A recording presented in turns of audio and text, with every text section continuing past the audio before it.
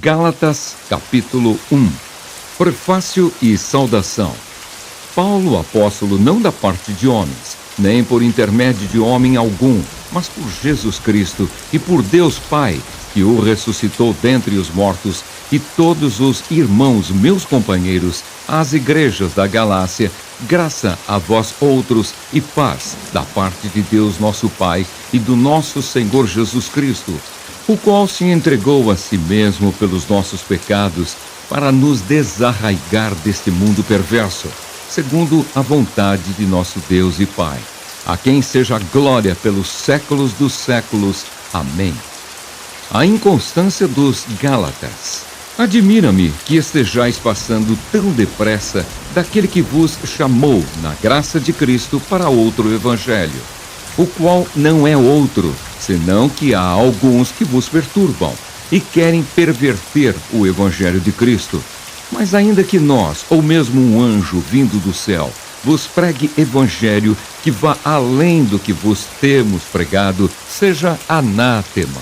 Assim como já dissemos, e agora repito, se alguém vos prega evangelho que vá além daquele que recebestes, seja anátema. O evangelho que Paulo recebeu e pregou, porventura procuro eu agora o favor dos homens ou o de Deus? Ou procuro agradar a homens? Se agradasse ainda a homens, não seria servo de Cristo.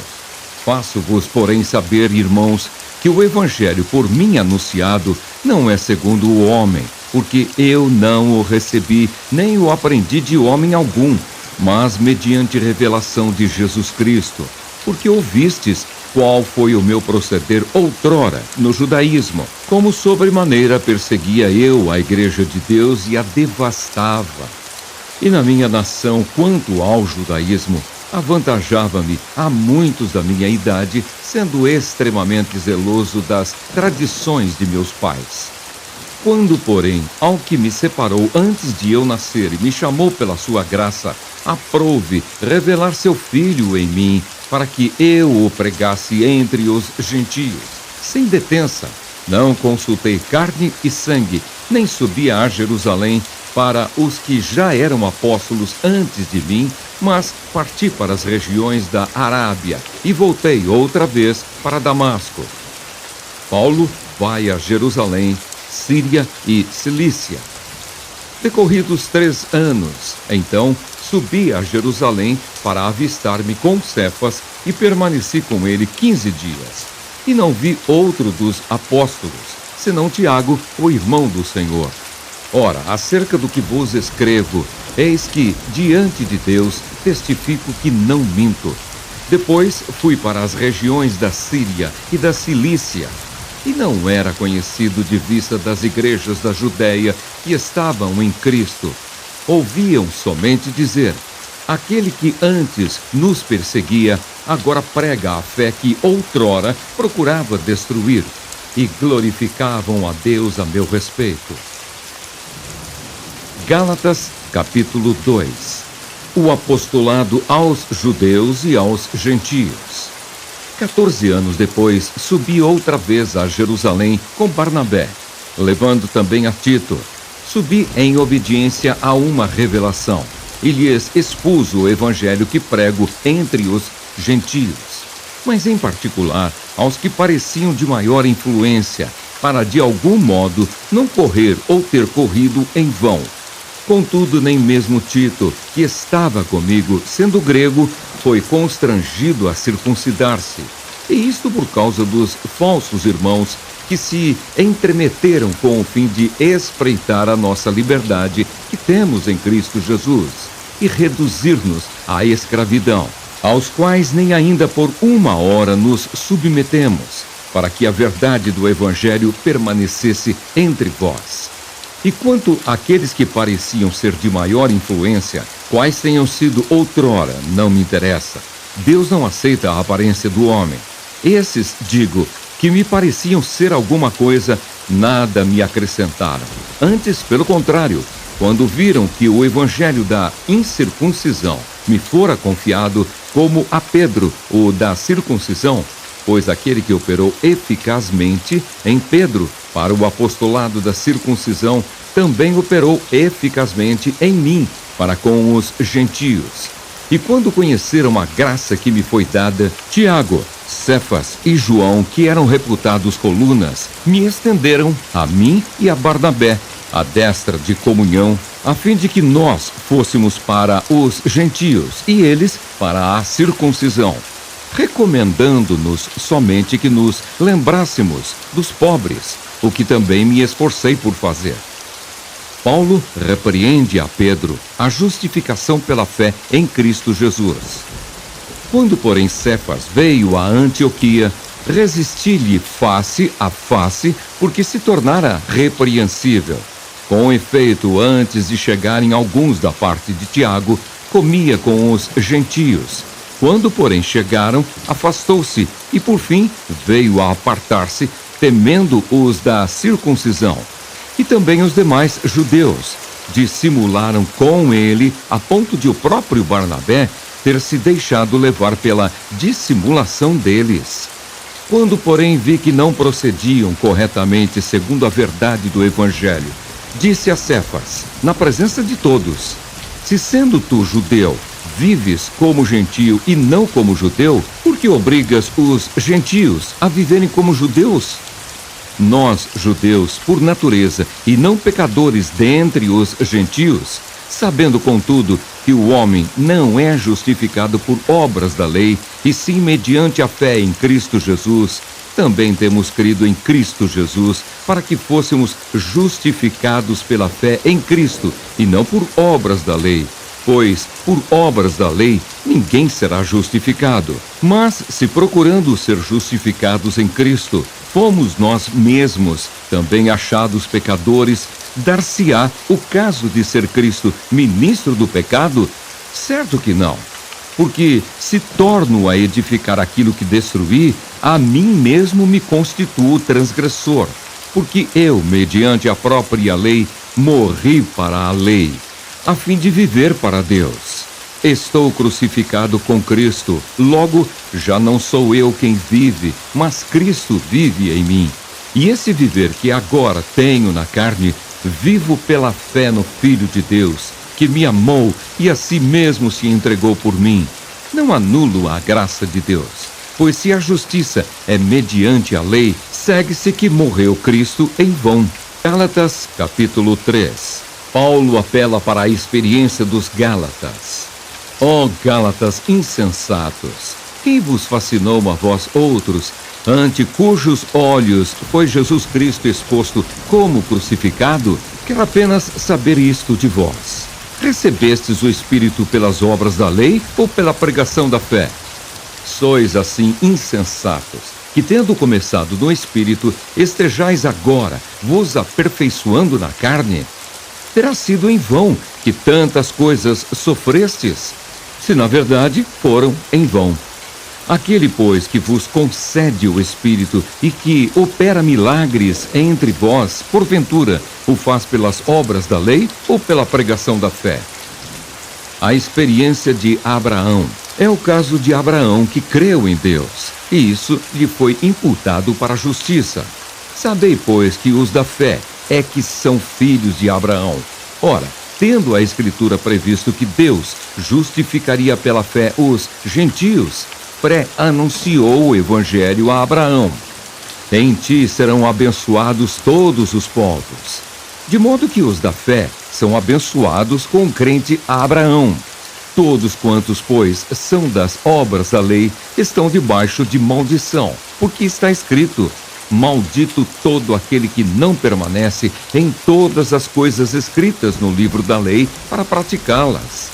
E é evidente que pela lei ninguém é justificado diante de Deus, porque o justo viverá pela fé.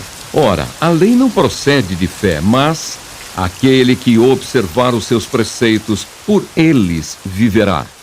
Cristo nos resgatou da maldição da lei, fazendo-se ele próprio maldição em nosso lugar. Porque está escrito: maldito todo aquele que for pendurado em madeiro, para que a bênção de Abraão chegasse aos gentios, em Jesus Cristo, a fim de que recebêssemos pela fé o Espírito prometido. A lei não pode invalidar a promessa. Irmãos, falo como homem. Ainda que uma aliança seja meramente humana, uma vez ratificada, ninguém a revoga ou lhe acrescenta alguma coisa. Ora, as promessas foram feitas a Abraão e ao seu descendente. Não diz, e aos descendentes, como se falando de muitos, porém como de um só, e ao teu descendente, que é Cristo.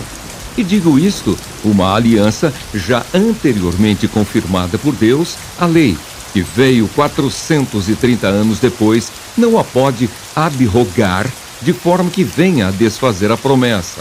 Porque se a herança provém de lei, já não decorre de promessa, mas foi pela promessa que Deus a concedeu gratuitamente a Abraão. Qual, pois, a razão de ser da lei?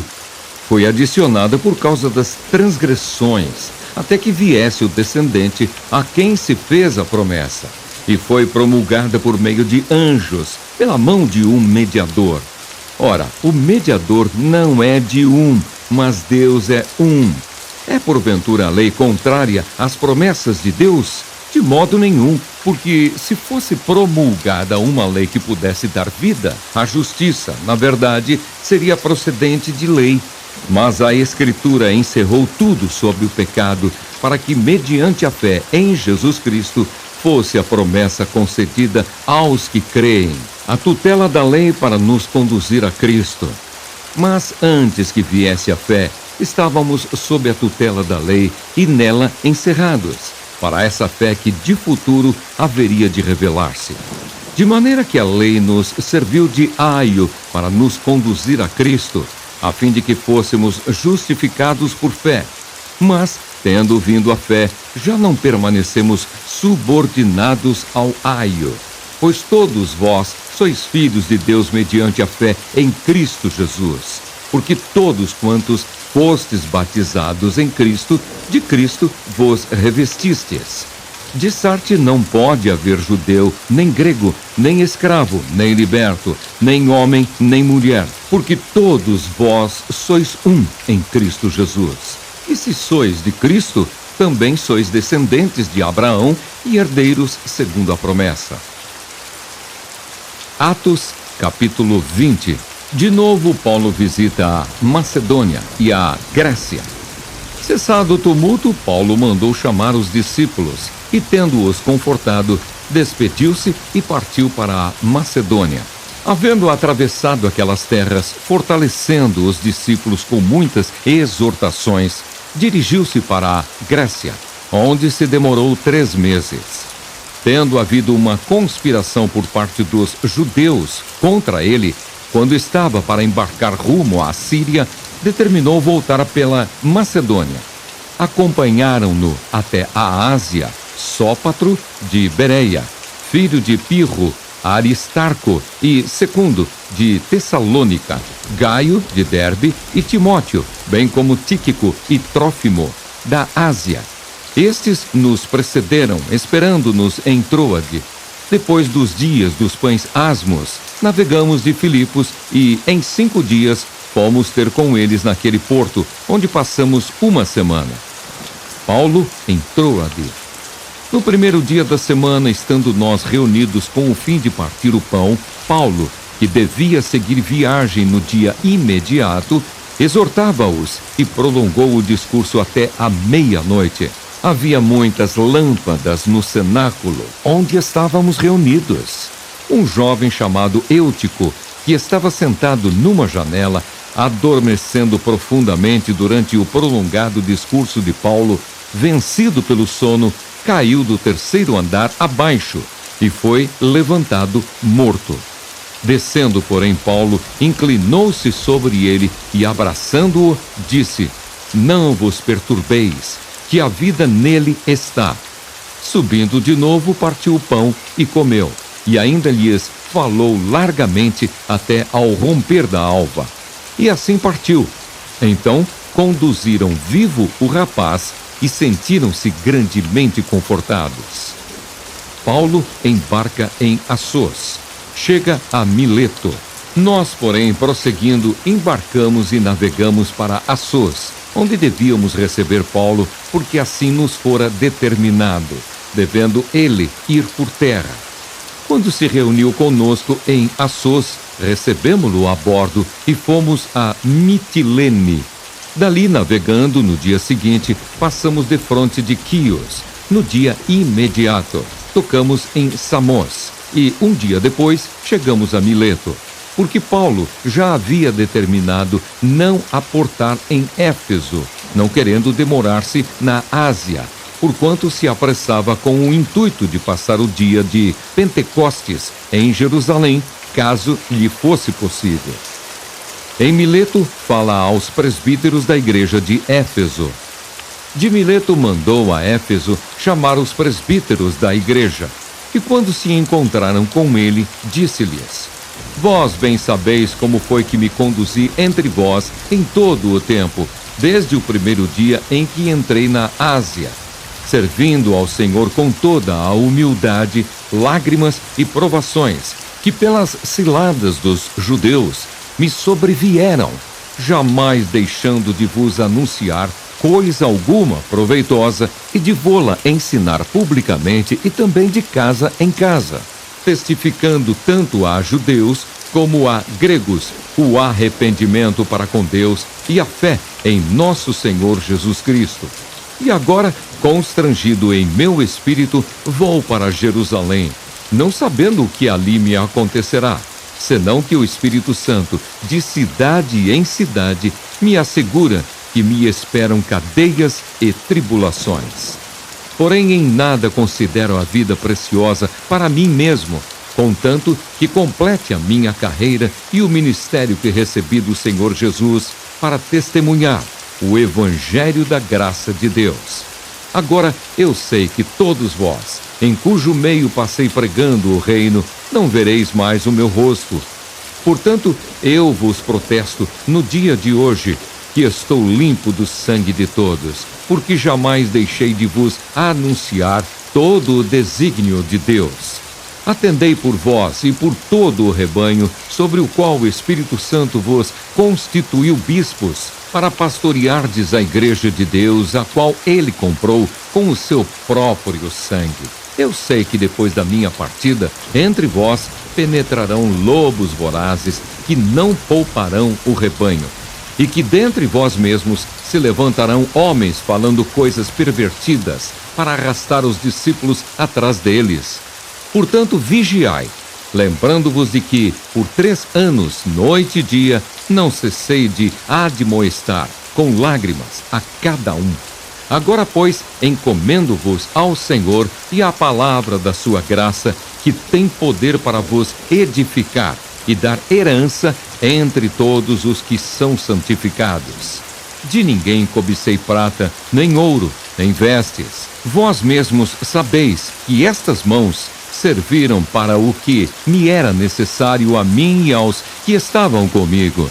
Tenho-vos mostrado em tudo que, trabalhando assim, é mister socorrer os necessitados e recordar as palavras do próprio Senhor Jesus.